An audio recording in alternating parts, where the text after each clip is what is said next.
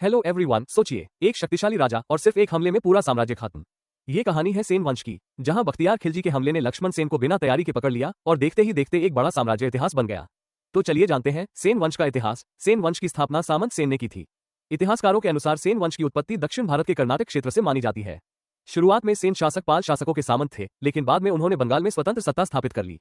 सेन वंश की राजधानी नवद्वीप थी। सेन काल में भूमि दान की प्रथा प्रचलित थी। सेन वंश का वास्तविक विस्तार विजय सेन के समय हुआ। विजय सेन ने बंगाल के अधिकांश भागों पर अपना अधिकार स्थापित किया और राज्य को मजबूत बनाया। उसने बंगाल, बिहार और उड़ीसा के कुछ क्षेत्रों पर अधिकार किया और कई नौसैनिक अभियानों का भी संचालन किया। विजय सेन को सेन वंश का सबसे शक्तिशाली शासक माना जाता है। उनके शासनकाल में सेन साम्राज्य राजनीतिक रूप से स्थिर और शक्तिशाली बना। सेन वंश के एक और महत्वपूर्ण शासक बलाल सेन थे। उन्होंने समाज में कुलीन प्रथा कुलनिज्म को प्रोत्साहित किया, जिससे ब्राह्मण और उच्च वर्ग की सामाजिक स्थिति मजबूत हुई। उन्होंने सामाजिक व्यवस्था को और अधिक कठोर बनाया। बलाल सेन ने कई धर्मशास्त्रीय ग्रंथों को संरक्षण दिया। सेन वंश का सबसे प्रसिद्ध शासक लक्ष्मण सेन था। उनके समय बंगाल साहित्य और संस्कृति का प्रमुख केंद्र बन गया। उनके दरबार में प्रसिद्ध कवि जयदेव रहते थे, जिन्होंने प्रसिद्ध ग्रंथ गीत गोविंद की रचना की। सेन वंश का पतन 1204 ईस्वी में हुआ, जब दिल्ली सल्तनत के सेनापति मोहम्मद बिन बख्तियार खिलजी ने बंगाल पर आक्रमण किया और लक्ष्मण सेन को पराजित कर दिया। इस आक्रमण के बाद बंगाल में तुर्क शासन की शुरुआत हुई।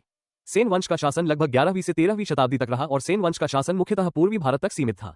इसके बाद बंगाल में मुस्लिम शासन की शुरुआत हो गई। अब बात करते हैं लक्ष्मण सेन की कुछ बड़ी रणनीतिक और प्रशासनिक गलतियों की, जिसने सेन वंश के पतन का रास्ता आसान कर दिया। जैसे 1. सैन्य तैयारी की कमी। अचानक हमले के लिए कोई मजबूत रक्षा व्यवस्था नहीं थी। राजधानी नदियां असुरक्षित थी।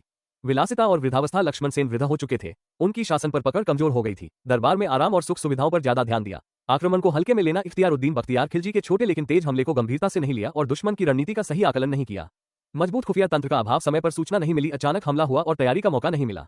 बिना युद्ध के भाग जाना। बख्तियार खिलजी के हमले के समय लक्ष्मण सेन राजधानी छोड़कर भाग गए। इससे सेना का मनोबल टूट गया। अतः लक्ष्मण सेन की कमजोर सैन्य तैयारी, गलत आकलन और नेतृत्व की कमी के कारण ही सेन वंश का पतन हुआ। तो दोस्तों, ये थे सेन वंश से जुड़े सभी महत्वपूर्ण पॉइंट्स और वन लाइनर्स। अब इस विषय से जुड़े कुछ PYQs और MCQs देख लेते हैं। अगर आपको हिस्ट्री के ऐसे ही स्मार्ट वन लाइनर्स और एग्जाम ओरिएंटेड MCQs चाहिए तो जुड़े रहिए हमारे channel TGT one liner blast के साथ। Thank you.